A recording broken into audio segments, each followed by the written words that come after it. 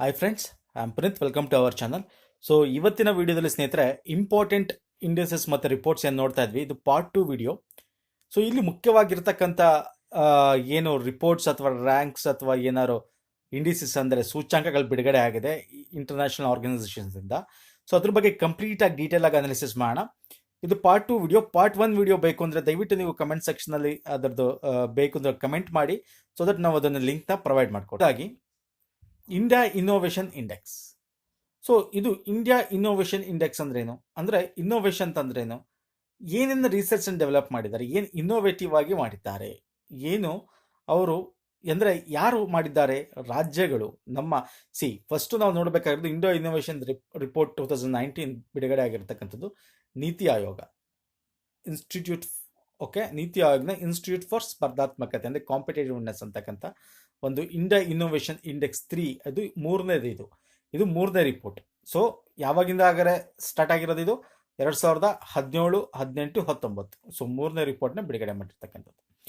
So ಇದರಲ್ಲಿ ಈ innovative ಅಂತ ನಾವೇನಂದ್ರೆ ಅಂದರೆ ಏನು ನಮ್ಮ ಮೌಲ್ಯ ಮಾಪನ ಆಗಿರ್ಬೋದು, ಅಂದರೆ ನಾವು ಅಂದರೆ ರಾಜ್ಯಗಳಲ್ಲಿ ಇರ್ತಕ್ಕಂಥ ನೀತಿಗಳಾಗಿರ್ಬೋದು ಮತ್ತು ನಾವೀನ್ಯತೆಗಳಾಗಿರ್ಬೋದು. ಸೊ ಇದರಿಂದ ಹೇಗೆ ಅವು ಮುಂದೆ ಬರ್ತಾ ಇದೆ, ಇನ್ನೋವೇಟಿವ್ ಆಗಿ ಏನು ತರ್ತಾ ಇದೆ, ಪಾಲಿಸಿಗಳಲ್ಲಾಗಿರ್ಬೋದು, ಬೇರೆ ಬೇರೆ ಟೆಕ್ನಾಲಜಿಗಳಲ್ಲಾಗಿರ್ಬೋದು, ಹೇಗೆ ಮುಂದೆ ಬರ್ತಾ ಇದೆ ಅಂತ ಬಿಡುಗಡೆ.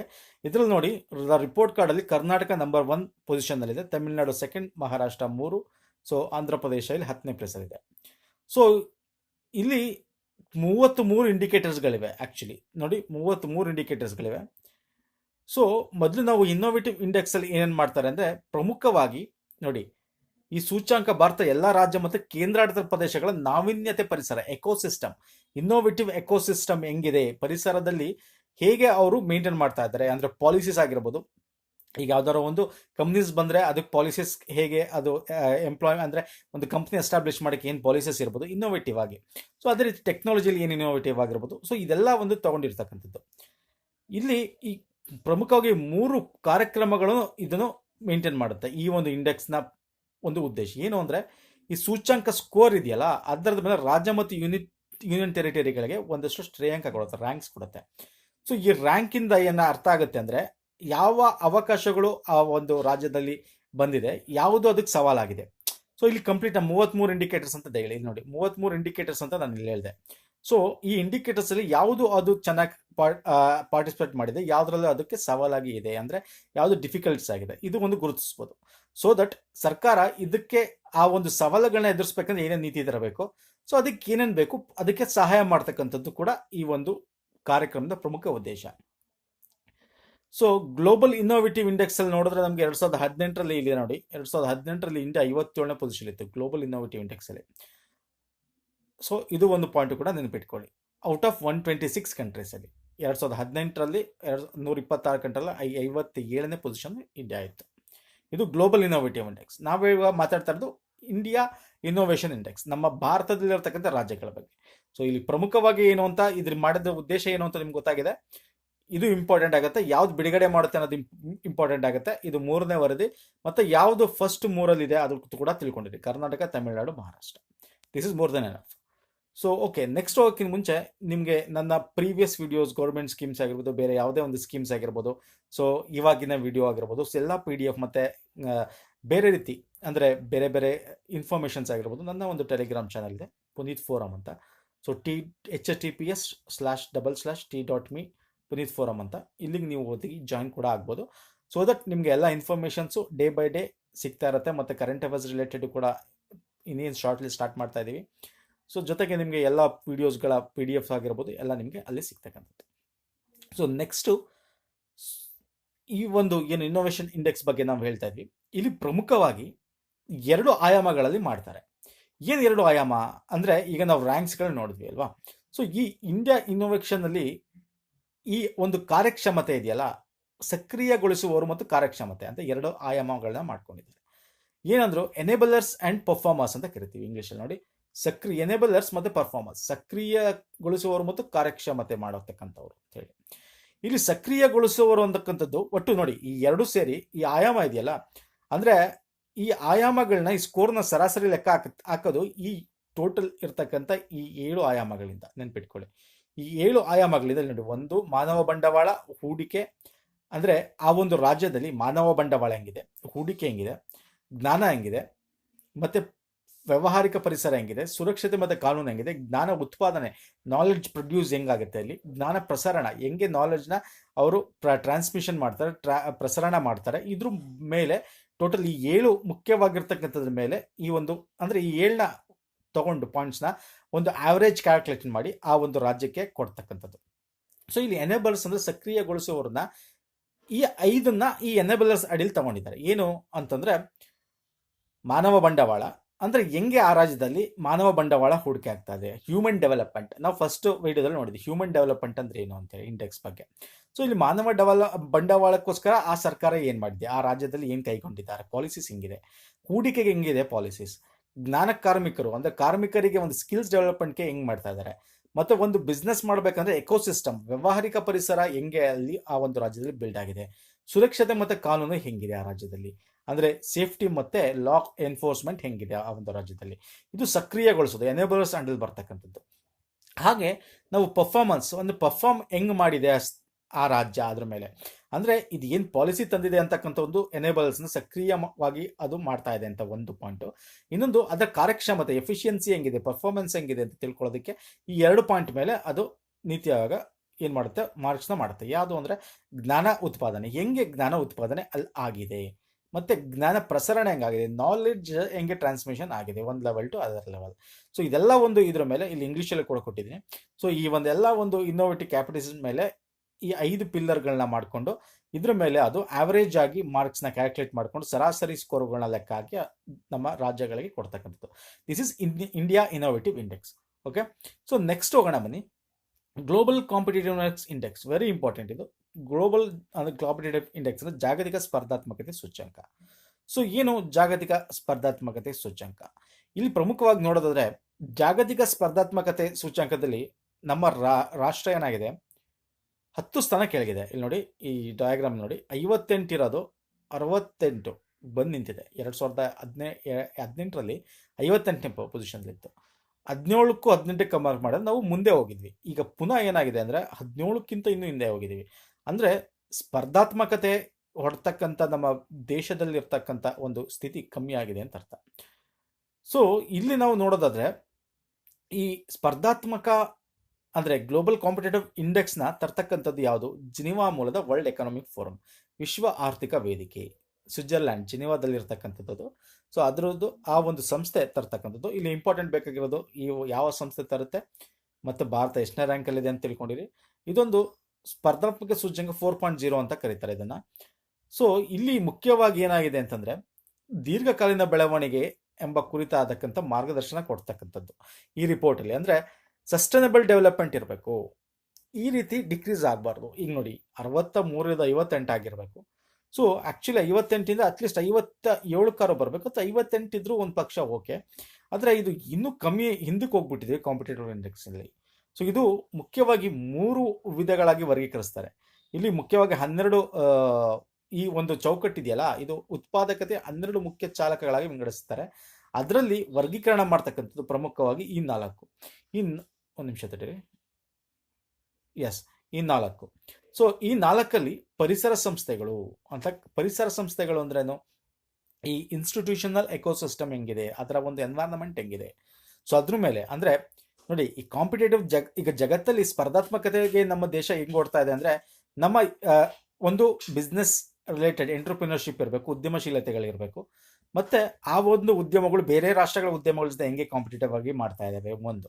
ಇನ್ನೊಂದು ನಮ್ಮ ಒಂದು ಮಾರ್ಕೆಟ್ ಫೆಸಿಲಿಟಿ ಹೆಂಗಿದೆ, ಸೊ ದಟ್ ಎಕ್ಸ್ಪೋರ್ಟ್ ಇಂಪೋರ್ಟ್ಗೆ ಮಾರ್ಕೆಟ್ ಹೆಂಗೆ ಉತ್ಪನ್ನ ಹೆಂಗೆ ಅದು ಹಣಕಾಸು ವ್ಯವಸ್ಥೆ ಹೊಂದ್ಕೊಂಡಿದೆ ನಮ್ಮ ಮಾರ್ಕೆಟ್. ಸೊ ಅದು ಹಣಕಾಸು ಮಾರ್ಕೆಟ್ ಆಗಿರ್ಬೋದು ಅಥವಾ ಕ್ಯಾಪಿಟಲ್ ಮಾರ್ಕೆಟ್ ಆಗಿರ್ಬೋದು, ಯಾವ್ದಾದ್ರು ಸರಿ, ಅದು ಒಂದು ಕೂಡ ಇಂಪಾರ್ಟೆಂಟ್ ಪಾಯಿಂಟ್. ಆ ಬೇಸಿಸ್ ಮೇಲೆ ಮಾಡೋದು. ಮತ್ತೆ ನಮ್ಮ ಮಾನವ ಬಂಡವಾಳ, ಅಗೇನ್ ಕಾಂಪಿಟೇಟಿವ್ನೆಸ್ ಅಂತಂದ್ರೆ ನಾವು ಎಷ್ಟು ಇಂಟೆಲಿಜೆಂಟ್ ಇದ್ವಿ.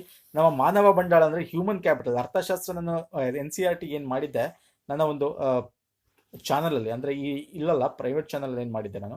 ಸೊ ಅಲ್ಲಿ ನಾನು ಎಕನಾಮಿಕ್ ಬಗ್ಗೆ ಹೇಳ್ಬೇಕಾದ್ರೆ ಮಾನವ ಅಭಿವೃದ್ಧಿ ಅಂತ ಒಂದು ಚಾಪ್ಟರ್ ಮಾಡಿದ್ದೀನಿ. ಸೊ ಅಲ್ಲಿ ಹೆಂಗೆ ಅಂದರೆ ಮಾನವ ಅಭಿವೃದ್ಧಿ ಆಗಬೇಕಂದ್ರೆ ಅವನಿಗೆ ಶಿಕ್ಷಣ ಇರಬೇಕು, ಆರೋಗ್ಯ ಇರಬೇಕು, ಮತ್ತು ಸ್ಕಿಲ್ಸ್ ಇದೆಲ್ಲ ಬೇಕಾಗುತ್ತೆ.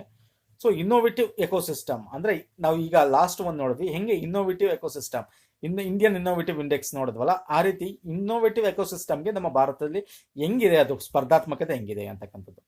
ಇಲ್ಲಿ ನಾವು ನೋಡೋದಾದ್ರೆ ಇದು ಮೂರನ್ನು ಡೀಟೇಲ್ ಆಗಿ ಈ ನಾಲ್ಕನ್ನು ಅಭ್ಯಾಸ ಮಾಡೋದಾದ್ರೆ ನಾವು ಇಲ್ಲಿ ಪ್ರಮುಖವಾಗಿ ನೋಡಿ, ಇಲ್ಲಿ ಪರಿಸರ ಸಂಸ್ಥೆಗಳು ಅಂದ ತಕ್ಷಣ ಮೂಲ ಸೌಕರ್ಯ ಅದಕ್ಕೆ ಹೆಂಗಿದೆ, ICT ಇನ್ಫಾರ್ಮೇಶನ್ ಟೆಕ್ನಾಲಜಿಗೆ ಏನು ಬೇಕು, ಅದಕ್ಕೆ ಸ್ಥೂಲ ಆರ್ಥಿಕತೆ ಸ್ಥಿರತೆಯನ್ನು ಹೇಗೆ ಸಕ್ರಿಯಗೊಳಿಸಬೇಕು ಅಂದ್ರೆ ಮ್ಯಾಕ್ರೋ ಎಕನಾಮಿಕ್ಸ್ ಅಂತ ಕರಿತೀವಿ.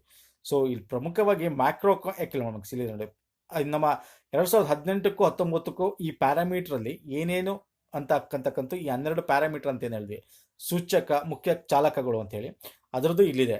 ಯಾವ್ದಾದ್ರಲ್ಲಿ ನಾವು ಎಷ್ಟೆಷ್ಟಿದೀವಿ ಅಂತ, 2018ರದು, 19ರದು.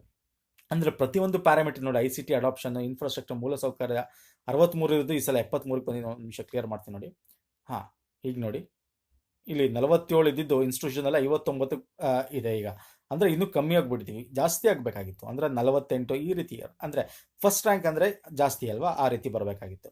ಇಲ್ಲಿ ಮ್ಯಾಕ್ರೋ ಎಕನಾಮಿಕ್ಸ್ ಸ್ಥೂಲ ಆರ್ಥಿಕತೆ ಸ್ಥಿರತೆ ಸ್ಟೆಬಿಲಿಟಿ ಹೆಂಗಿದೆ, 43 ಇದೆ, ಮೊದಲು ಎಷ್ಟಿತ್ತು 49 ಇತ್ತು. ಅಂದ್ರೆ ಇದರಲ್ಲಿ ಒಂಚೂರು ಮುಂದೆ ಇದ್ದೀವಿ.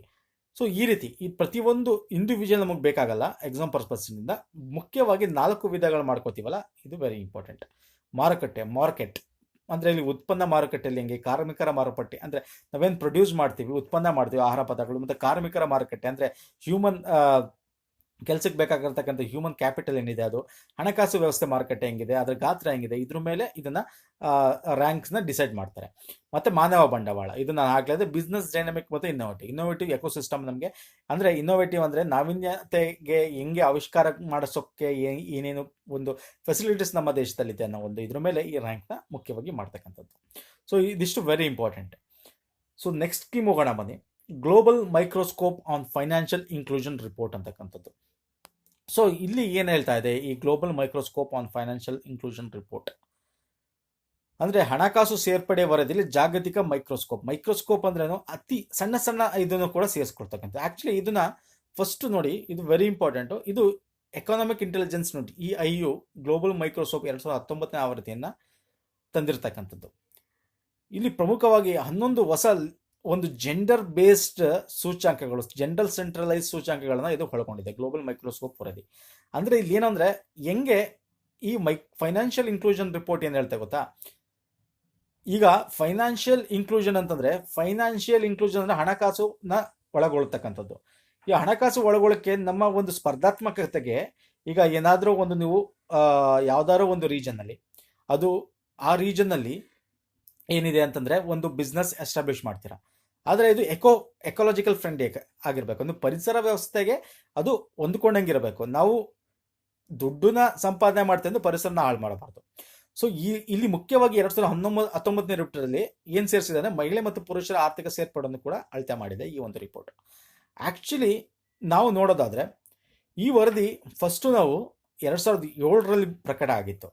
ಆವಾಗ ಬರೀ ಲ್ಯಾಟಿನ್ ಅಮೆರಿಕ ಮತ್ತು ಕೆರೆಬಿಯನ್ ಪ್ರದೇಶಗಳಿಗೆ ಮಾತ್ರ ಸೀಮಿತ ಆಗಿತ್ತು. ಆದರೆ 2009ರಿಂದ ಇದನ್ನ ಜಾಗತಿಕವಾಗಿ ಈ ಅಧ್ಯಯನವನ್ನು ವಿಸ್ತಾರ ಮಾಡ್ತಾ ಇದ್ದಾರೆ. ಅಂದ್ರೆ ಯಾವ್ಯಾವ ರಾಷ್ಟ್ರದಲ್ಲಿ ಹೆಂಗೆ ಗ್ಲೋಬಲ್ ಮೈಕ್ರೋಸ್ಕೋಪಿಕ್ ಅಂದ್ರೆ ಮೈಕ್ರೋ ಅಂದ್ರೆ ತುಂಬಾ ಕೆಳಗಿನ ಲೆವೆಲ್ ಅಲ್ಲಿ ಅದನ್ನ ಅನಲೈಸ್ ಮಾಡ್ತಾರೆ, ರಿಪೋರ್ಟ್ನ ರೆಡಿ ಮಾಡ್ತಾರೆ, ಅಧ್ಯಯನ ಮಾಡ್ತಾರೆ. ಸೊ ಈ ಅಧ್ಯಯನದಲ್ಲಿ ಎಕೋಸಿಸ್ಟಮ್ ಡೆವಲಪ್ ಹೆಂಗಾಗುತ್ತೆ ಅನ್ನೋದು ಕೂಡ ವೆರಿ ಇಂಪಾರ್ಟೆಂಟ್ ಆಗುತ್ತೆ. ಸೊ ಇದು ವೆರಿ ಇಂಪಾರ್ಟೆಂಟ್. ಏನು ಇದು ತಿಳ್ಕೊಳ್ಳಿ, 2007ರಲ್ಲಿ ಲ್ಯಾಟಿನ್ ಅಮೆರಿಕ ಕೆರೆಬಿಯನ್ ಪ್ರದೇಶಗಳಿಗೆ ಮಾತ್ರ ಇದ್ದಿದ್ದು, ಆದರೆ 2009ರಿಂದ ಎಲ್ಲಾ ಕಡೆಗೆ ಇದು ಆಗಿದೆ. ಎಕ್ಸಾಂಪಲ್ ಹಿಂಗೂ ಕೇಳ್ಬೋದು. So it is applicable only for Latin America and Caribbean ಪ್ರದೇಶ ಅಂತ ನೀವು ಓದಿರ್ತೀರಾ. ಬಟ್ 2009ರಿಂದ it is applicable to all world over ಅಧ್ಯಯನಕ್ಕೋಸ್ಕರ.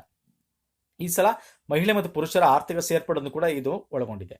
So ಇಲ್ಲಿ ನಾವು ನೋಡೋದಾದ್ರೆ ನಮ್ಮ ಭಾರತದ ರ್ಯಾಂಕಿಂಗ್ ಏನು ಅಂದ್ರೆ ನಾವು ಮೊದಲ 5ರಲ್ಲಿ ಬರ್ತೀವಿ.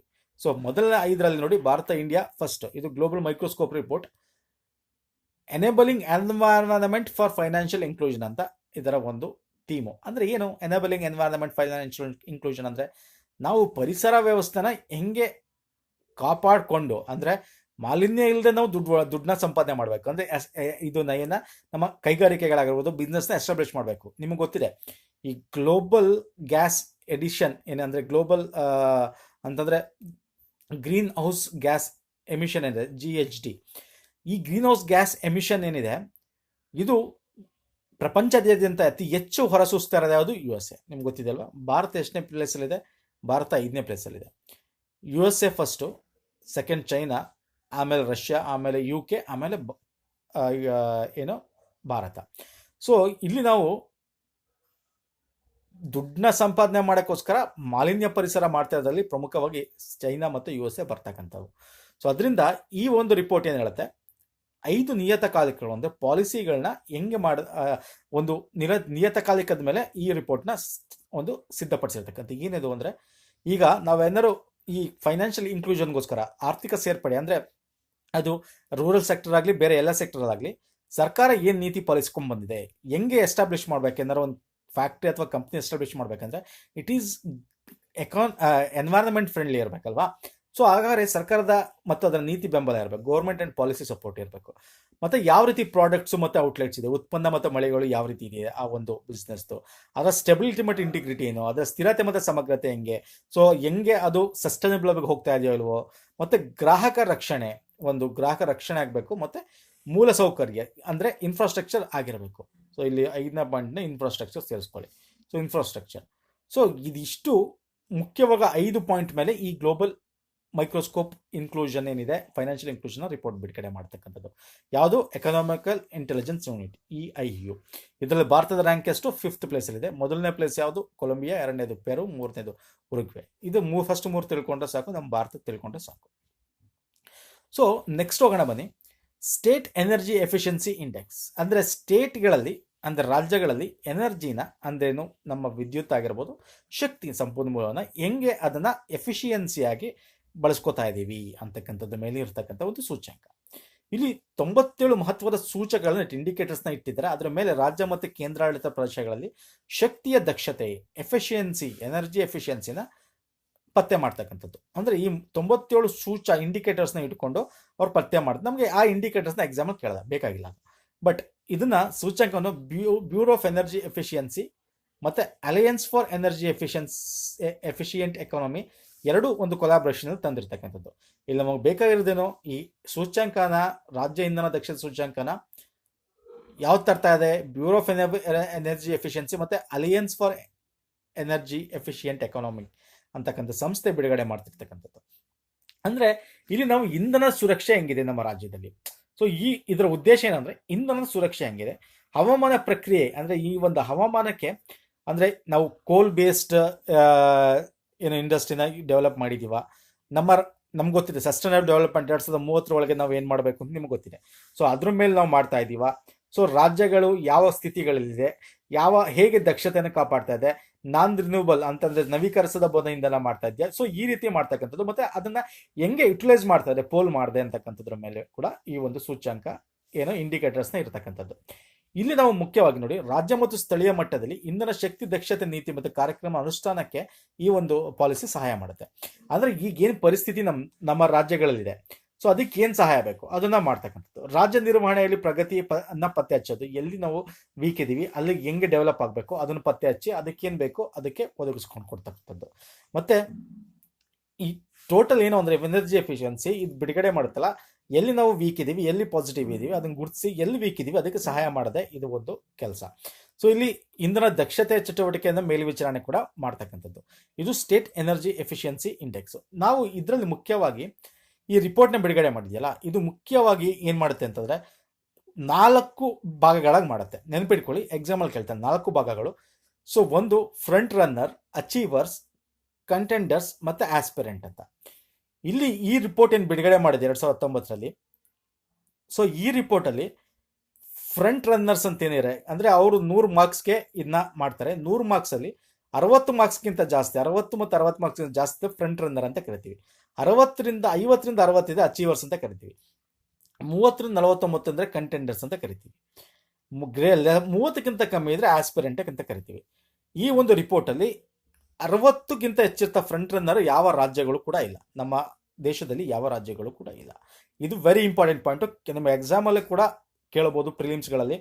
ಈಗ ಫ್ರಂಟ್ ರನ್ನರ್ ಅಥವಾ 60ಕ್ಕಿಂತ ಜಾಸ್ತಿ ಇರತಕ್ಕಂಥ ಈ ಎನರ್ಜಿ ಎಫಿಷಿಯನ್ಸಿ ಇರತಕ್ಕಂಥ ರಾಜ್ಯಗಳು ಯಾವುದು ಅಂತ ಒಂದು 4-5 ಕೊಟ್ಬಿಟ್ಟು ಕೆಳಗಡೆ ಯಾವುದು ಅಲ್ಲ ಅಂತ ಕೊಡ್ಬೋದು. ಯಾವುದು ಅಲ್ಲ ಕರೆಕ್ಟ್, ಯಾಕಂದರೆ ಫ್ರಂಟ್ ರನ್ನರು ಯಾವ ರಾಜ್ಯಗಳು ಇಲ್ಲ. ಬಟ್ ಅಚೀವರ್ಸ್ ಇದ್ದಾರೆ, ಕಂಟೆಂಡರ್ಸ್ ಇದ್ದಾರೆ. ಸೊ ಇಲ್ಲಿದೆ ನೋಡಿ, ಇಲ್ಲಿ ನೀವು ನಮ್ಮ ಕರ್ನಾಟಕ ಯಾವ ಒಂದು ಬರುತ್ತೆ, ಕೇರಳ ಯಾವ ಒಂದು ಪೊಸಿಷನ್ ಬರುತ್ತೆ ಅಂತ ನೋಡ್ಕೊಳ್ಳಿ. ನಾವು ಅಚೀವರ್ಸಲ್ಲಿ ಇದ್ದೀವಿ. ಇಲ್ಲಿ ಮುಖ್ಯವಾಗಿ ಅತಿ ಹೆಚ್ಚು ಅಂದರೆ ಈ ಒಂದು ಪಾಲಿಸಿ ನೋಡಿ, ಇದನ್ನು ಹೆಂಗೆ ಡಿವೈಡ್ ಮಾಡ್ತವೆ, ನಾನು ನಿಮ್ಗೆ ಆಗಲೇ ಹೇಳಿದೆ, ಪಾಲಿಸಿ ಮತ್ತು ರೆಗ್ಯುಲೇಷನ್ನು, ಮತ್ತು ಇನ್ಸ್ಟಿಟ್ಯೂಷನಲ್ ಕೆಪಾಸಿಟಿ, ಅಡಾಪ್ಷನ್ ಆಫ್ ಏನೋ ಎಫಿಷಿಯನ್ಸಿ ಅಂದರೆ ಎನರ್ಜಿ ಎಫಿಷಿಯನ್ಸಿ ಮೇಲೆ, ಎನರ್ಜಿ ನಾವು ಹೆಂಗೆ ಸೇವ್ ಮಾಡ್ತೀವಿ ಅದ್ರ ಮೇಲೆ, ಮತ್ತು ನಮ್ಮ ಕೆಪಾಸಿಟಿ ಎನರ್ಜಿನ ಯುಟಿಲೈಸ್ ಮಾಡೋದ್ರಲ್ಲಿ ಮತ್ತು ಅದನ್ನು ಸ್ಟೋರ್ ಮಾಡೋದ್ರಲ್ಲಿ ಹೆಂಗಿದೆ ಅಂತ. ಸೊ ಈ ಬೇಸಿಸ್ ಮೇಲೆ ಮಾಡ್ತಕ್ಕಂಥದ್ದು. ಇಲ್ಲಿ ಪ್ರಮುಖವಾಗಿರ್ತಕ್ಕಂಥ ರಾಜ್ಯಗಳು ಕೂಡ ನಿಮಗೆ ಇದೆ. ಯಾವ್ಯಾವು ಅಂತಂದರೆ ತೆಲಂಗಾಣ, ಪಂಜಾಬ್, ಹರಿಯಾಣ, ಹೀಗೆ ಮಧ್ಯಪ್ರದೇಶ, ಕೇರಳ. ಸೊ ಇದೆಲ್ಲ ವೆರಿ ಇಂಪಾರ್ಟೆಂಟ್ ಆಗಿರ್ತಕ್ಕಂಥ ರಾಜ್ಯಗಳು. ಅಂದರೆ ಈ ಒಂದು ಎಲ್ಲ ಸಿಸ್ಟಮ್ಲಿ ಮೊದಲನೇದು ಯಾವುದೋ ತೆಲಂಗಾಣ ಇದೆ, ಎರಡನೇದು ಯಾವುದು ಪಂಜಾಬ್, ಮೂರನೇದು ಹರಿಯಾಣ, ನಾಲ್ಕನೇದು ನಿಮಗೆ ಇಲ್ಲಿ ಯಾವ್ದು ಬಂದಿದೆ ಆಂಧ್ರ ಪ್ರದೇಶ, ಐದನೇದು ಕೇರಳ. ಇಷ್ಟು ತಿಳ್ಕೊಂಡ್ರೆ ಸಾಕು. ಸೊ ಇದೆಲ್ಲ ಅತಿ ಹೆಚ್ಚು ಎನರ್ಜಿ ಎಫಿಷಿಯನ್ಸಿ ಮೇಂಟೈನ್ ಮಾಡ್ತಕ್ಕಂಥ ರಾಜ್ಯಗಳು. ನಮ್ಮದು 50ರಿಂದ 60, ನಮ್ಮದು ಕೂಡ ಕರ್ನಾಟಕ ಕೂಡ ಒಂದು ಬರ್ತಕ್ಕಂಥದ್ದು. ಇಲ್ಲಿ ಒಂದು ಗ್ರಾಫಲ್ಲಿ ಕೊಟ್ಟಿರೋದು ಈ ಒಂದು ಪಾಲಿಸಿ ಮತ್ತು ರೆಗ್ಯುಲೇಷನ್ ಮೇಲೆ ಯಾವ್ದು ಹೆಚ್ಚಿಗೆ ಇದು ಮಾಡ್ತಾ ಇದೆ, ಏನು ಪಾಲಿಸಿ ತಂದಿದೆ, ಹೆಂಗೆ ನಾವು ನಾನ್ ರಿನ್ಯೂವಬಲ್ ಎನರ್ಜಿನ ಅಂದರೆ ನವೀಕರಿಸಬಹುದು ಎನರ್ಜಿನ ಹೆಂಗೆ ಯುಟಿಲೈಸ್ ಮಾಡ್ತಾ ಇದೀವಿ, ಹೆಂಗೆ ಪೋಲ್ ಮಾಡದೆ ತಡಿತಾ ಇದೀವಿ, ನಮ್ದು ಒಂದು ಕೆಪಾಸಿಟಿ ಹೆಂಗಿದೆ, ಆ ದಕ್ಷತೆ ಹೆಂಗೆ ಮಾಡ್ತಾ ಇದೀವಿ, ಇದ್ರ ಮೇಲೆ ಕೊಡ್ತಕ್ಕಂಥದ್ದು. ಇಲ್ಲಿ ನಮ್ಮ ಕರ್ನಾಟಕ ಅಂತ ಬಂದಾಗ ನಾವು ಅಚೀವರ್ಸಲ್ಲಿ ಇದ್ದೀವಿ. ಇದಿಷ್ಟು ತಿಳ್ಕೊಂಡೆ, that's more than enough. Next periodic labour force survey, ಆವರ್ತಕ ಕಾರ್ಮಿಕ ಬಲ ಸಮೀಕ್ಷೆ ಅಂತ ಕರೀತಾರೆ. ಏನು ಲೇಬರ್ ಫೋರ್ಸ್ ಸರ್ವೆ? ಸೊ ಇದು ಅಮಿತಾಬ್ ಕುಂದು ಅವರ ಅಧ್ಯಕ್ಷತೆಯಲ್ಲಿ ಕೇಂದ್ರ ಅಂಕಿಅಂಶ ಅಂದರೆ ಸೆಂಟ್ರಲ್ ಸ್ಟ್ಯಾಟಿಸ್ಟಿಕಲ್ ಆಫೀಸ್ ಏನಿದೆಯಲ್ಲ, ಆ ಒಂದು ಅಂದರೆ ಈ ಸಚಿವಾಲಯದ ಈ ಒಂದು ಸಂಸ್ಥೆ MPS ನೋಡಿ, ಇದೇನು PLFS ಅಂದ್ರೇನು, ಅಂತಂದರೆ ಪೀರಿಯಡಿಕ್ ಲೇಬರ್ ಫೋರ್ಸ್ ಸರ್ವೆನ ಮಾಡಿರ್ತಕ್ಕಂಥ ಯಾವ ಅಡಿಯಲ್ಲಿ? ಕೇಂದ್ರ ಅಂಕಿಅಂಶ ಅಡಿಯಲ್ಲಿ, ಅಂದರೆ ಸೆಂಟ್ರಲ್ ಸ್ಟ್ಯಾಟಿಸ್ಟಿಕಲ್ ಆಫೀಸ್ ಅಂತ ಕರಿತೀವಿ, CSO ಅಂತ ಕೂಡ ಕರೀಬೋದು. ಸೊ ಇಲ್ಲಿ ಪ್ರಮುಖವಾಗಿ ಈ ಒಂದು ರಿಪೋರ್ಟ್ ಇದೆಯಲ್ಲ, ಇದು ಅಮಿತಾಬ್ ಕುಂದು ಅವರ ಅಧ್ಯಕ್ಷತೆ ಅವ್ರಿಗೊಂದು ಕಮಿಷನ್ ಮಾಡಿ ತರಿಸ್ಕೊಂಡಿರತಕ್ಕಂಥ. ಇದು ನೆನ್ಪಿಟ್ಕೊಳ್ಳಿ, ಯಾರು ಅಂದರೆ ಅಮಿತಾಬ್ ಕುಂದು. ಇಲ್ಲಿ ಪ್ರಮುಖವಾಗಿ ಈ ರಿಪೋರ್ಟ್ ಏನು ಹೇಳುತ್ತೆ ಅಂದರೆ, ನಿರುದ್ಯೋಗದ ಅನ್ಎಂಪ್ಲಾಯ್ಮೆಂಟ್ ರೇಟ್ UR, ನಿರುದ್ಯೋಗ ಎಷ್ಟು ಮಟ್ಟದಲ್ಲಿ ಇದೆ ಈಗಿನ ಪರಿಸ್ಥಿತಿಯಲ್ಲಿ, ಮತ್ತು ಇಲ್ಲಿ ಪುರುಷರು ಜಾಸ್ತಿ ಇದ್ದಾರಾ, ಮಹಿಳೆಯರು ಜಾಸ್ತಿ ಇದ್ದಾರಾ, ಗ್ರಾಮೀಣ ಪ್ರದೇಶದಲ್ಲಿ ಜಾಸ್ತಿ ಇದೆಯಾ ಅಥವಾ ನಮ್ಮ ನಗರ ಪ್ರದೇಶದಲ್ಲಿ ಜಾಸ್ತಿ ಇದೆಯಾ, ಇದ್ರ ಬಗ್ಗೆ ಕಾನ್ಸಂಟ್ರೇಟ್ ಮಾಡಿರ್ತಕ್ಕಂಥದ್ದು. ಇಲ್ಲಿ ನಾವು ನೋಡೋದಾದರೆ 2072ಕ್ಕೆ ಗರಿಷ್ಠ ಮಟ್ಟದಲ್ಲಿದ್ದ ನಿರುದ್ಯೋಗ ಸಮಸ್ಯೆ, ನಗರ ಪ್ರದೇಶಗಳಲ್ಲಿ ಪುರುಷರಲ್ಲಿ ನಿರುದ್ಯೋಗ ಸಮಸ್ಯೆ 2 ಪಟ್ಟು ಹೆಚ್ಚು. ಅಂದರೆ ಇವಾಗಿನ ಒಂದು ಇದಕ್ಕೆ ಕಂಪೇರ್ ಮಾಡಿದ್ರೆ, ಅಟ್ ಪ್ರೆಸೆಂಟ್ ಕಂಪೇರ್ ಮಾಡಿದ್ರೆ 1972ಕ್ಕೆ ಕಂಪೇರ್ ಮಾಡಿದ್ರೆ ಅವಾಗ ಗರಿಷ್ಠ ಮಟ್ಟದಲ್ಲಿತ್ತು, ಇವಾಗ ಅದಕ್ಕಿಂತ ಜಾಸ್ತಿ ಹೋಗಿದೆ ಪುರುಷರ ಒಂದು ನಿರುದ್ಯೋಗ. ಮತ್ತೆ ಮಹಿಳೆಯರದ್ದು ಎಷ್ಟಿದೆ ಅಂದರೆ 2011-12ರಲ್ಲಿ ಎಷ್ಟಿತ್ತು ಅದರಷ್ಟೇ ಮೇಂಟೈನ್ ಮಾಡ್ಕೊಂಡು ಬಂದಿದೆ ನಿರುದ್ಯೋಗ ಸಮಸ್ಯೆ, ಎಂಪ್ಲಾಯ್ಮೆಂಟ್ ರೇಟ್, ನಿರುದ್ಯೋಗ ಒಂದು ದರ. ಆದರೆ ಇಲ್ಲಿ ನಗರ ಮತ್ತು ಗ್ರಾಮೀಣ ಪ್ರದೇಶ ನಾವು ನೋಡ್ತಾ ಬಂದಾಗ, ನಗರ ಪ್ರದೇಶದಲ್ಲಿ ನಿರುದ್ಯೋಗ ದರ ಗ್ರಾಮೀಣ ಪ್ರದೇಶಕ್ಕಿಂತ ಹೆಚ್ಚಿದೆ. ವೆರಿ ಇಂಪಾರ್ಟೆಂಟ್, ಎಕ್ಸಾಮಲ್ಲಿ ಕೇಳ್ಬೋದು, ನಿರುದ್ಯೋಗ ದರ ಗ್ರಾಮೀಣದಲ್ಲಿ ಹೆಚ್ಚು ನಗರದಲ್ಲಿ ಹೆಚ್ಚು ಅಂತ. ಸೊ ಆ್ಯಕ್ಚುಲಿ ನಗರ ಪ್ರದೇಶದಲ್ಲಿ ನಿರುದ್ಯೋಗ ದರ ಹೆಚ್ಚಿದೆ. ಮತ್ತು ನಗರ ಪ್ರದೇಶದಲ್ಲಿ ಸ್ತ್ರೀಯರ ನಿರುದ್ಯೋಗ ದರ ಪುರುಷರಿಗಿಂತ ಹೆಚ್ಚಾಗಿದೆ. ನಾನು ಇದ್ರದ್ದು ನಾನು ನಿಮಗೆ ಟ್ಯಾಬ್ಲೆಟ್ ಕಾಲಮ್ ನೆಕ್ಸ್ಟಲ್ಲಿ ತೋರಿಸ್ತೇನೆ. ನಗರದಲ್ಲಿ ಸ್ತ್ರೀಯರ ನಿರುದ್ಯೋಗ ದರ ಪುರುಷರಿಗಿಂತ ಹೆಚ್ಚಾಗಿದೆ. ಗ್ರಾಮೀಣದಲ್ಲಿ ಸಾಕ್ಷರಲ್ಲ ಮಹಿಳೆಗಳು ಅಂದರೆ ಸಾಕ್ಷರತೆ ಲಿಟ್ರಸಿ ಇಲ್ದಿರತಕ್ಕಂಥ ಮಹಿಳೆಯರಲ್ಲಿ ನಿರುದ್ಯೋಗ ಕಮ್ಮಿ ಇದೆ. ಆದರೆ ನಗರ ಮಹಿಳೆಯರಲ್ಲಿ ಪ್ರಾಥಮಿಕ ಉದ್ಯೋಗಗಳವರೆಗೆ ಸಾಕ್ಷರರ ಸಂಖ್ಯೆ 2011-12 ಇದೆ. ಅಂದರೆ ನಗರದಲ್ಲಿರ್ತಕ್ಕಂಥ ಮಹಿಳೆಯರ ನಿರುದ್ಯೋಗ ಸಮಸ್ಯೆ 2011-12ರಲ್ಲಿದೆ. ಇಲ್ಲೂ ಕೂಡ ಅದನ್ನ ಎಕ್ಸ್ಪ್ಲೇನ್ ಮಾಡಿದ್ದು. ಆದರೆ ಗ್ರಾಮೀಣದಲ್ಲಿರ್ತಕ್ಕಂಥ ನಿರುದ್ಯೋಗ ಏನಿದೆ, ಸಾಕ್ಷರತೆ ಇಲ್ದಿರ್ತಕ್ಕಂಥ ಮಹಿಳೆ ಕಮ್ಮಿ ಇದೆ. ಮತ್ತು ಇಲ್ಲಿ ಸಾಮಾಜಿಕ ಗುಂಪು ಅಂದರೆ ಕಮ್ಯುನಿಟಿಗಳನ್ನು ಕೂಡ ಇಲ್ಲಿ ನಿರುದ್ಯೋಗ ಅನ್ಎಂಪ್ಲಾಯ್ಮೆಂಟ್ ರೇಟ್ ಹೆಂಗಿದೆ ಅಂತ ಇದು ಹೇಳ್ತೀವಿ. ಜನರಲ್ ಕಮ್ಯುನಿಟಿ ಆಗಿರ್ಬೋದು, ಬೇರೆ ಬೇರೆ ಕಮ್ಯುನಿಟಿಗಳು ಕೂಡ ತಂದಿದೆ. 6.7% ನಿರುದ್ಯೋಗ ಸಮಸ್ಯೆ ಇದೆ. ಮತ್ತು ಧಾರ್ಮಿಕ ಗುಂಪುಗಳಲ್ಲಿ ನೋಡೋದಾದ್ರೆ ನಗರ ಮತ್ತು ಗ್ರಾಮೀಣ ಪ್ರದೇಶಗಳಲ್ಲಿ ಕ್ರಿಶ್ಚಿಯನ್ರು ಅತಿ ಹೆಚ್ಚು ಅನ್ಎಂಪ್ಲಾಯ್ಮೆಂಟ್ ರೇಟ್ ಇರ್ತಕ್ಕಂಥ ಒಂದು ಧಾರ್ಮಿಕ ಗುಂಪುಗಳಲ್ಲಿ, ಅಂದರೆ ನಮ್ಮ ಧರ್ಮದ ಒಂದು ಆಧಾರದ ಮೇಲೆ ನೋಡಿದ್ರೆ ಕ್ರಿಶ್ಚಿಯನ್ರಲ್ಲಿ ಅತಿ ಹೆಚ್ಚು ನಿರುದ್ಯೋಗ ಸಮಸ್ಯೆ ಇರ್ತಕ್ಕಂಥದ್ದು ಎಲ್ಲಿ? ಗ್ರಾಮೀಣ ಮತ್ತು ನಗರಗಳಲ್ಲಿ. ಸೊ ಅದನ್ನು ಇಲ್ಲಿ ನಾವು ಡೀಟೇಲ್ ಆಗಿ ನೋಡೋದಾದ್ರೆ, ನಾನು ನಿಮ್ಗೆ ಅರ್ಬನ್ ಪ್ರದೇಶದಲ್ಲಿ ಹೇಳಿದೆ ಅತಿ ಹೆಚ್ಚು ಏನೋ ನಿರುದ್ಯೋಗ ಸಮಸ್ಯೆ ಇರ್ತಕ್ಕಂಥದ್ದು ಮಹಿಳೆಯರು. ಅದೇ ರೂರಲ್ ನೋಡಿ ಅತಿ ಕಮ್ಮಿ ಇರ್ತಕ್ಕಂಥದ್ದು. ಅಂದರೆ ನಾನು ನಿಮ್ಗೆ ಹೇಳಿದೆ ಇದೆರಡು ಕಮ್ಮಿ ಮಾಡಿದಾಗ ಗ್ರಾಮೀಣ ಪ್ರದೇಶದಲ್ಲಿ ಅತಿ ಹೆಚ್ಚು ಕಮ್ಮಿ ಇರ್ತಕ್ಕಂಥ ಇಲ್ಲಿಟ್ರಸಿ ಅಂದರೆ ಅನಕ್ಷರಸ್ಥ ಮಹಿಳೆಗಳು. ಅದೇ ಮೇಲು ಫೀಮೇಲಲ್ಲಿ ನೋಡಿದಾಗ ಮೇಲ್ಗಳಲ್ಲಿ ನಿಮಗೆ ರೂರಲ್ಗಿಂತ ಅರ್ಬನಲ್ಲಿ ಅತಿ ಹೆಚ್ಚು ಇರ್ತಕ್ಕಂಥ. ಟೋಟಲ್ ಆಗಿ ನೋಡಿದಾಗ ಟೋಟಲ್ ಆಗಿ ನೋಡಿದಾಗ ಗ್ರಾಮೀಣ ಪ್ರದೇಶದಲ್ಲಿ ವಹಿಸ್ಕೊಂಡ್ರೆ ನಮ್ಮ ನಗರ ಪ್ರದೇಶದಲ್ಲಿ ಅತಿ ಹೆಚ್ಚು ಒಂದು ನಿರುದ್ಯೋಗ ಸಮಸ್ಯೆ ಇರ್ತಕ್ಕಂಥದ್ದು. ಇದು ಇಷ್ಟು ತಿಳ್ಕೊಂಡ್ರೆ that's more than enough. All ಇಂಡಿಯಾದಲ್ಲೂ ಕೂಡ ನೋಡಿ, ಅಂದರೆ ಮಹಿಳೆಯರು ಮತ್ತು ಪುರುಷರಿಗೆ ಕಂಪೇರ್ ಮಾಡಿದ್ರೆ, ಮಹಿಳೆ ಮತ್ತು ಪುರುಷರಿಗೆ ಕಂಪೇರ್ ಮಾಡಿದ್ರೆ ವೆರಿ ಇಂಪಾರ್ಟೆಂಟು, ನಗರ ಪ್ರದೇಶದಲ್ಲಿ ಜಾಸ್ತಿ ನಿರುದ್ಯೋಗ ಸಮಸ್ಯೆ ಇರೋದು ಮಹಿಳೆಯರಲ್ಲಿ ಪುರುಷರಿಗಿಂತ. ಓವರಾಲ್ ತೊಗೊಂಡ್ರೆ ಪುರುಷರ ನಿರುದ್ಯೋಗ ಸಮಸ್ಯೆ ಜಾಸ್ತಿ, ನೆನ್ಪಿಟ್ಕೊಳ್ಳಿ, ಓವರಾಲ್ ತೊಗೊಂಡ್ರೆ ಇಂಡಿಯಾದಲ್ಲಿ. ಆದರೆ ನಾವು ನಗರದಲ್ಲಿ ತೊಗೊಂಡ್ರೆ ಮಹಿಳೆಯರು ನಿರುದ್ಯೋಗ ಸಮಸ್ಯೆ ಜಾಸ್ತಿ ಪುರುಷರಿಗಿಂತ. ಅದೇ ರೂರಲಲ್ಲಿ ನಮಗೆ ಪುರುಷರ ನಿರುದ್ಯೋಗ ಸಮಸ್ಯೆ ಜಾಸ್ತಿ ಮಹಿಳೆಯರಿಗಿಂತ, ವೈಸ್ ವರ್ಸ, ಅಂದರೆ ಅರ್ಬನ್ಗೂ ರೂರಲ್ಗೂ, ನಗರ ಮತ್ತು ಗ್ರಾಮೀಣ ಪ್ರದೇಶಕ್ಕೆ. ಇದು ವೆರಿ ಇಂಪಾರ್ಟೆಂಟ್. ನೆಕ್ಸ್ಟ್ ಬನ್ನಿ ಸ್ಕೀಮು ಎಕನಾಮಿಕ್ ಸೆನ್ಸಸ್, ಆರ್ಥಿಕ ಜನಗಣತಿ. ಅಂದರೆ ಆರ್ಥಿಕ ಜನಗಣತಿ ಅಂತಂದ್ರೇನು, ಇದನ್ನು ಯಾರು ತಂದರು ಅನ್ನೋದು. ಇದು 7ನೇ ಒಂದು ಆರ್ಥಿಕ ಜನಗಣತಿ. ಇದನ್ನ ministry of statistical and programme implementation ಸಚಿವಾಲಯದ ಅಡಿಯಲ್ಲಿ ಬರ್ತಕ್ಕಂಥದ್ದು. ಈ ಸೆನ್ಸಸ್ನ ತಂದಿರತಕ್ಕಂಥ ಅನುಷ್ಠಾನಗೊಳಿಸ್ತಕ್ಕಂಥ ಸಂಸ್ಥೆ ಯಾವುದು ಅಂತಂದರೆ, ಈ ಒಂದು ಸಚಿವಾಲಯದ ಕೆಳಗಡೆ ಇರತಕ್ಕಂಥ ಸಾಮಾನ್ಯ ಸೇವಾ ಕೇಂದ್ರಗಳು ಅಂತ ಕೇಳ್ತೀವಿ, CSC ಅಂತ, ಸರ್ವಿಸ್ ಸೇವಾ ಕೇಂದ್ರಗಳು, ಅಂದರೆ ಸರ್ವಿಸ್ ಸೆಂಟರ್ಸ್ ಅಂತ ಕರಿತೀವಿ. ಸೆಂಟ್ರಲ್ ಸರ್ವಿಸ್ ಸೆಂಟರ್ ಅಂದರೆ ಕಾಮನ್ ಸರ್ವಿಸ್ ಸೆಂಟರ್ ಅಂತ ಕರಿತೀವಿ.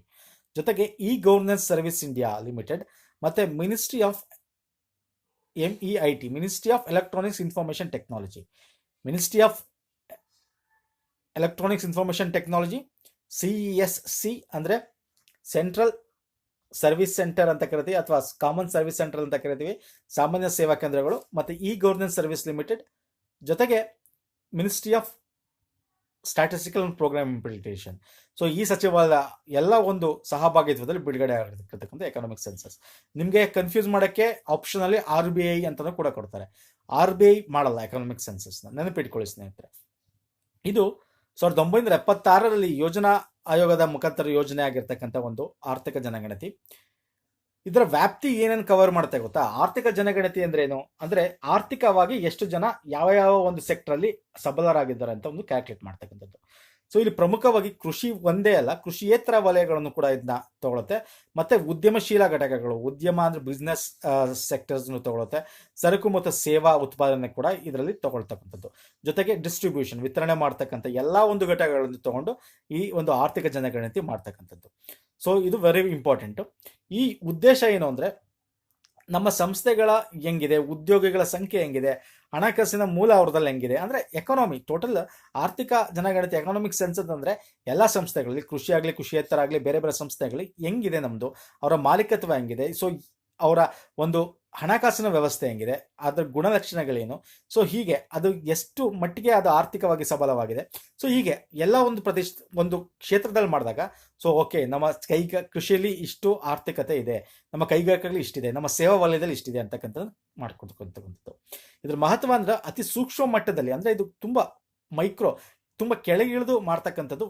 ಇದೊಂದು ಸೆಂಟ್ರಲೈಸ್ಡ್ ಅಲ್ಲ, ವಿಕೇಂದ್ರೀಕೃತ ಯೋಜನೆ ಆಗಿರ್ತಕ್ಕಂಥದ್ದು. ಸೊ ದಟ್ ನಮ್ಮ ಉತ್ಪನ್ನ, ಈಗ ಕೃಷಿ ಉತ್ಪನ್ನದಲ್ಲಿ GDPಗೆ ಎಷ್ಟು ಆರ್ಥಿಕ ಕೊಡುಗೆ ಕೊಡ್ತಾ ಇದೆ, ಕೈಗಾರಿಕೆ ಎಷ್ಟು ಕೊಡ್ತಾ ಇದೆ, ಗುಡಿ ಕೈಗಾರಿಕೆಗಳು ಎಷ್ಟು ಕೊಡ್ತಾ ಇದೆ, ಈ ಒಂದು ಸರ್ವಿಸ್ ಸೆಕ್ಟರ್ ಎಷ್ಟು ಕೊಡ್ತಾ ಇದೆ, ಸೊ ಇದೆಲ್ಲ ಒಂದು ತಿಳ್ಕೊಳ್ಳೋಕೆ ಈಸಿ ಆಗುತ್ತೆ.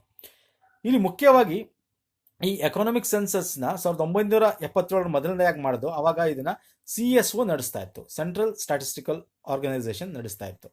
ಆದರೆ ಇವಾಗ CSCs ಅಂದರೆ ಕಾಮನ್ ಸರ್ವಿಸ್ ಸೆಂಟರ್, ಮತ್ತೆ ಈ ಪ್ರೋಗ್ರಾಮ್ ನಾವು ಏನು ನೋಡಿದ್ವಿ, ಮತ್ತೆ ministry of statistical and programme implementation, ಮತ್ತೆ ನಮ್ಮದು ಇನ್ನೊಂದು ಯಾವುದು, ministry of environment and information technology. So ಇದು ನಡೆಸ್ತಾ ಇರ್ತಕ್ಕಂಥ ಗವರ್ನೆನ್ಸ್ ಸರ್ವಿಸ್ ಇಂಡಿಯಾ ಲಿಮಿಟೆಡ್, ಈ ಸಂಸ್ಥೆಗಳು ಇವಾಗ ಇದನ್ನು ತರ್ತಾ ಇರ್ತಕ್ಕಂಥದ್ದು. ಸೊ 1977 ಮೊದಲನೇದು ಬಂದಿದ್ದು ಅದು CSO, ಸೆಂಟ್ರಲ್ ಸ್ಟ್ಯಾಟಿಸ್ಟಿಕಲ್ ಆರ್ಗನೈಸೇಷನ್ ಮಾಡಿರ್ತಕ್ಕಂಥದ್ದು. ಸೊ ನೆಕ್ಸ್ಟ್ ಹೋಗೋಣ ಬನ್ನಿ. SDG index, very important. SDG India index ಇದೆಯಲ್ಲ, sustainable development goal India index. So ಇದು 2ನೇ ಆವೃತ್ತಿ. ಮೊದಲನೇ ಆವೃತ್ತಿ ಯಾವಾಗಾಯಿತು? 2018 ಆಯಿತು. ಸೊ ಇದನ್ನ ತಂದಿರೋದು ಯಾವುದು? ನೀತಿ ಆಯೋಗ. ವೆರಿ ಇಂಪಾರ್ಟೆಂಟ್ ಆಗಿರ್ತಕ್ಕಂಥ ಸ್ಕೀಮು, ನೀತಿ ಆಯೋಗ ತಂದಿರತಕ್ಕಂಥದ್ದು. ಸೊ ಇದು 2030 SDG ಗುರಿ. ನಿಮ್ಗೆ ಗೊತ್ತಿದೆ, ಸಸ್ಟೈನಬಲ್ ಡೆವಲಪ್ಮೆಂಟ್ ಗೋಲ್ ಬಗ್ಗೆ ನಾನು ಎಕನಾಮಿಕ್ ಸರ್ವೆ 9 ಪಾರ್ಟ್ ವಿಡಿಯೋಸ್ ಮಾಡಿದ್ದೀನಿ, ನನ್ನ ಒಂದು ಚಾನಲ್ ಮಾಡಿರ್ತಕ್ಕಂಥದ್ದು. ನನ್ನ ಒಂದು ಹೆಸರಲ್ಲೂ ನನ್ನ ಏನು ಇವಾಗ ಇದು ಹೇಳಿದೆ ಪುನೀತ್ ಫೋರಂ ಅಂತ, ನನ್ನ ಒಂದು ಇದರಲ್ಲಿ ಮಾಡಿರ್ತಕ್ಕಂಥದ್ದು. ಇಲ್ಲಿ ಮುಖ್ಯವಾಗಿ 9 ಎಕನಾಮಿಕ್ ಸರ್ವೆ ಪಾರ್ಟ್ ಮಾಡಿದ್ದೀನಿ. ಅದರದ್ದು PDF ಕೂಡ 9ನೇ ಒಂದು ಪಾರ್ಟಲ್ಲಿ ನಾನು ಲಿಂಕ್ ಕೂಡ ಕೊಟ್ಟಿದ್ದೀನಿ. 9ನೇ ಪಾರ್ಟ್ ಸುದೀರ್ಘವಾಗಿ ಡಿಸ್ಕಸ್ ಮಾಡಿದ್ದೀನಿ. Sustainable development goal very important. Sustainable development goal ಹೆಂಗೆ ಅಚೀವ್ ಮಾಡಬೇಕು, ಅದು ಯಾವ್ಯಾವ ಕ್ಷೇತ್ರ ಒಳಗೊಂಡಿದೆ, ಸೊ ಮಿಲಿನಿಯನ್ ಡೆವಲಪ್ಮೆಂಟ್ ಗೋಲ್ಗೂ ಇದಕ್ಕೂ ಏನು ಸಂಬಂಧ ಅಲ್ಲಿ ಕಂಪ್ಲೀಟಾಗಿ ಎಕ್ಸ್ಪ್ಲೇನ್ ಮಾಡಿದ್ವಿ. ಸೊ ಇಲ್ಲಿ ನಿಮ್ಗೆ ಗೊತ್ತಿದೆ 2030ಕ್ಕೆ ಆಗಬೇಕಾಗಿದೆ. 2015ರಲ್ಲಿ ಇದು ಎಸ್ಟಾಬ್ಲಿಷ್ ಆಗಿದ್ದು ಯುನೈಟೆಡ್ ನೇಷನ್ಸ್ ಒಂದು ಇದು ಕಾರ್ಯಕ್ರಮದಲ್ಲಿ, ವಿಶ್ವಸಂಸ್ಥೆಯ ಒಂದು ಇದರಲ್ಲಿ ತಂದಿರತಕ್ಕಂಥದ್ದು. ಸೊ ಇದನ್ನ SDG ಗೋಲ್ನ ಅನುಷ್ಠಾನಗೊಳಿಸ್ತಕ್ಕಂಥ ಸಚಿವಾಲಯ ಯಾವುದು ಅಂತ ಕೇಳಿದ್ರು ನಿಮಗೆ ಬರೀಬೇಕಾಗುತ್ತೆ. ವೆರಿ ಇಂಪಾರ್ಟೆಂಟ್ ಇದು. Ministry of statistic and programme implementation MSOI, United Nations in India ಜೊತೆಗೆ and global green growth institution, ಇದು ಎಲ್ಲ ಸೇರಿ ಮಾಡಿರ್ತಕ್ಕಂಥ ಒಂದು ಕಾರ್ಯಕ್ರಮ.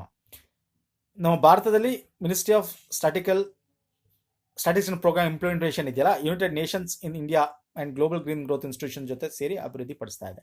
ಈ ಒಂದು ಸೂಚ್ಯಾಂಕದ ಅಂಕಿಅಂಶ ಕಾರ್ಯಕ್ರಮ ಇದನ್ನೆಲ್ಲ ಅನುಷ್ಠಾನಗೊಳಿಸ್ತಿರ್ತಕ್ಕಂಥದ್ದು ಈ ಸಚಿವಾಲಯ. ಸೊ ಬಟ್ ಈ report ತಂದಿರತಕ್ಕಂಥ NITI Aayog, sustainable development index ಅಂತಕ್ಕಂಥದ್ದನ್ನ ತಂದಿರತಕ್ಕಂಥ ನೀತಿ ಆಯೋಗ. ಇಲ್ಲಿ ನೋಡಿ NITI ಅಂತ ಬರೆದಿದ್ದೀನಿ, ನೀತಿ ಆಯೋಗ.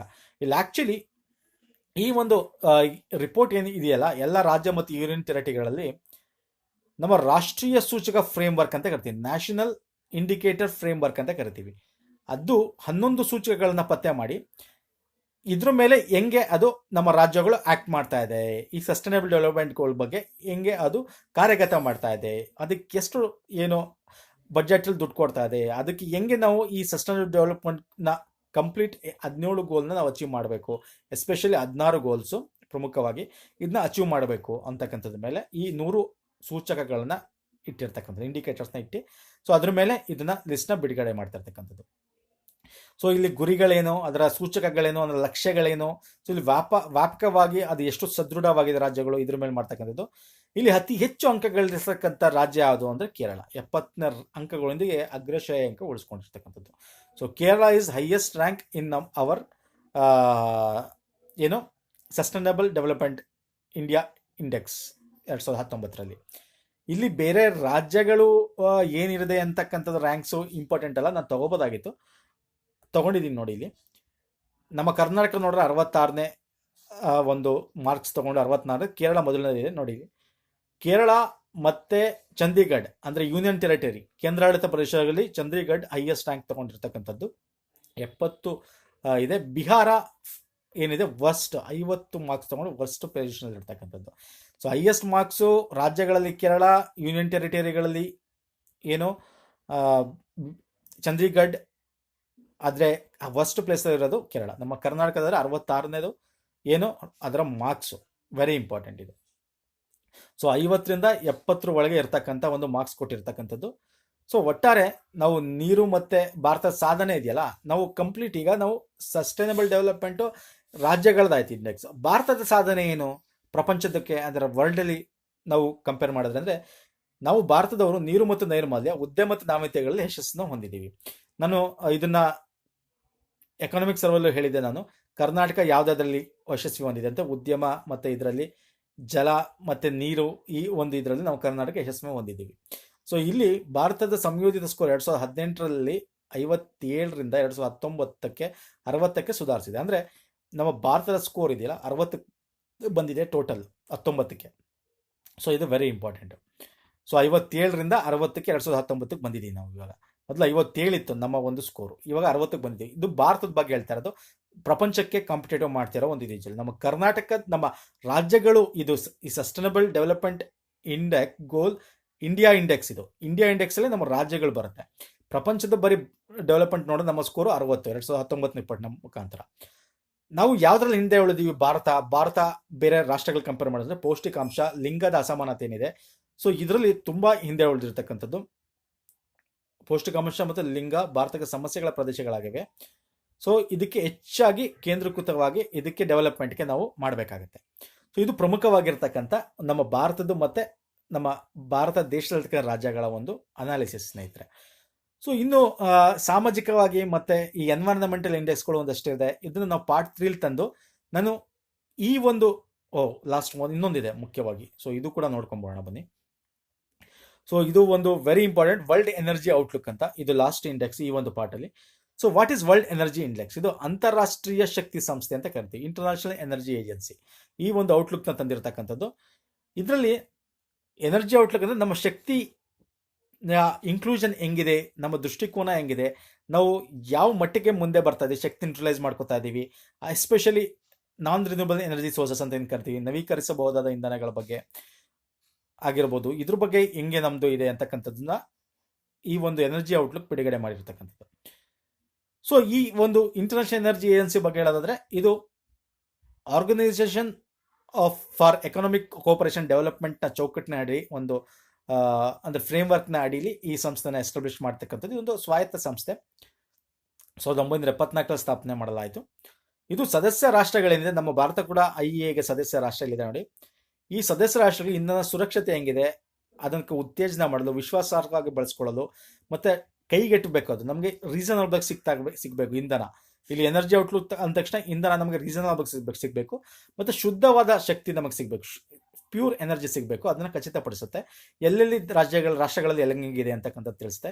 ಇದು ಮುಖ್ಯವಾಗಿ 4 ಕೇಂದ್ರೀಕೃತ ಪ್ರದೇಶವೆಂದರೆ ನಮ್ಮ ಇಂಧನ ಸುರಕ್ಷತೆ ಫೋಕಸ್ಡ್ 4 ಏರಿಯಾ ಯಾವುದು, ಇದು ಸೆಂಟ್ರಲೈಸ್ಡ್ ಏರಿಯಾ ಯಾವುದು ಮೇಲೆ ಈ ಎನರ್ಜಿ ಔಟ್ಲುಕ್ ಅಂದರೆ IEA ಫೋಕಸ್ ಮಾಡುತ್ತೆ ಅಂದರೆ ನಮ್ಮ ಇಂಧನ ಸುರಕ್ಷತೆ ಹೆಂಗಿದೆ, ಆರ್ಥಿಕ ಅಭಿವೃದ್ಧಿ ಅದರಿಂದ ಹೆಂಗಾಗ್ತಾ ಇದೆ, ಯಾವ ರೀತಿ ಇಂಧನ ಉಪಯೋಗಿಸ್ತಾ ಇದೀವಿ, ಪರಿಸರದ ಜಾಗೃತಿ ಇರಬೇಕು. ನಾನು ನಿಮ್ಗೆ ಆಗಲೇ ಹೇಳಿದೆ ಸ್ಟಾರ್ಟಿಂಗ್ ಒಂದು ಇಂಧನದ ಬಗ್ಗೆ ನಾನು ತಗೊಂಡಾಗ ಸ್ಟೇಟ್ದು ಎನರ್ಜಿ ಎಫಿಷಿಯನ್ಸಿ ಏನು ತಗೊಂಡಿದ್ದೆ, ಸ್ಟೇಟ್ ಎನರ್ಜಿ ಎಫಿಷಿಯನ್ಸಿ ಇಂಡೆಕ್ಸಲ್ಲಿ ಅದರ ಪರಿಸರ ಜಾಗೃತಿ ಹೆಂಗೆ ಮೂಡಿಸ್ತಾ ಇದೀವಿ, ಇಂಧನ ನವೀಕರಿಸಬಹುದಾದ ಇಂಧನ ಯೂಸ್ ಮಾಡ್ತಾ ಇದೀವ, ನವೀಕರಿಸಲಾಗದ ಇಂಧನ ಯೂಸ್ ಮಾಡ್ತೀವ, ಈ ಪೆಟ್ರೋಲಿಯಂ ಪ್ರಾಡಕ್ಟ್ಸ್ನ ಯೂಸ್ ಮಾಡ್ತಾ ಇದೀವ, ಈ ರೀತಿ. ಸೊ ಅಂದರೆ ಟೋಟಲ್ ಆಗಿ ನಾವು ವಿಶ್ವಾಸಾರ್ಹವಾಗಿ ಇಂಧನ ಯೂಸ್ ಮಾಡಬೇಕು, ಸಸ್ಟೈನಬಲ್ ಆಗಿ ಯೂಸ್ ಮಾಡಬೇಕು, ಮತ್ತು ಅದು ಎನ್ವೈರನ್ಮೆಂಟಲ್ ಫ್ರೆಂಡ್ಲಿ ಆಗಿರಬೇಕು. ಸೊ ಅದ್ರ ಮೇಲೆ ರ್ಯಾಂಕ್ ಕೊಡ್ತಕ್ಕಂಥದ್ದು. ಸೊ ಇದು ಭಾರತದ ರ್ಯಾಂಕು ಇವಾಗ ಎಷ್ಟಿದೆ ಈ ಒಂದು ಇಂಡೆಕ್ಸ್ನ ಪ್ರಕಾರ ಅಂದರೆ 76ನೇ ಪೊಸಿಷನಲ್ಲಿದೆ. ಇದು ಭಾರತ IEAಗೆ ಸದಸ್ಯ ರಾಷ್ಟ್ರ ಕೂಡ ಹೌದು. ಸೊ ಇದು ವೆರಿ ಇಂಪಾರ್ಟೆಂಟ್ ಆಗಿರ್ತಕ್ಕಂಥದ್ದು ವರ್ಲ್ಡ್ ಎನರ್ಜಿ ಔಟ್ಲುಕ್. ನಾನು ನೆಕ್ಸ್ಟು ಸಾಮಾಜಿಕವಾಗಿ ಇರತಕ್ಕಂಥ ಒಂದು ಎನರ್ಜಿ ಬೇರೆ ಬೇರೆ ಇದು ಇಂಡಿಕೇಟರ್ಸ್ನ ಕೂಡ ತಗೊಂಡ್ಬರ್ತೀನಿ. ಸೊ ನೆಕ್ಸ್ಟ್ ವಿಡಿಯೋದಲ್ಲಿ ಸಿಗ್ತೀನಿ ಅಂತ ಹೇಳ್ತಾ ಈ ವಿಡಿಯೋ ಇಲ್ಲಿಗೆ ಮುಗಿಸ್ತಾ ಇದ್ದೀನಿ ಸ್ನೇಹಿತರೆ. ದಯವಿಟ್ಟು ಲೈಕ್ ಮಾಡಿ, ಮತ್ತು ನಿಮ್ಮ ಕಮೆಂಟ್ಸ್ಗಳನ್ನ ತಿಳಿಸಿ, ಮತ್ತು ಯಾರು ಪ್ರೀವಿಯಸ್ ವಿಡಿಯೋಸ್ ನೋಡಿದ ಕಮೆಂಟಲ್ಲಿ ಕೇಳಿ, ನಾನು ಆ ವಿಡಿಯೋದ ಲಿಂಕ್ಸ್ ಕೂಡ ಪ್ರೊವೈಡ್ ಮಾಡ್ತೀನಿ. ಸೊ ಧನ್ಯವಾದಗಳು ಸ್ನೇಹಿತರೆ.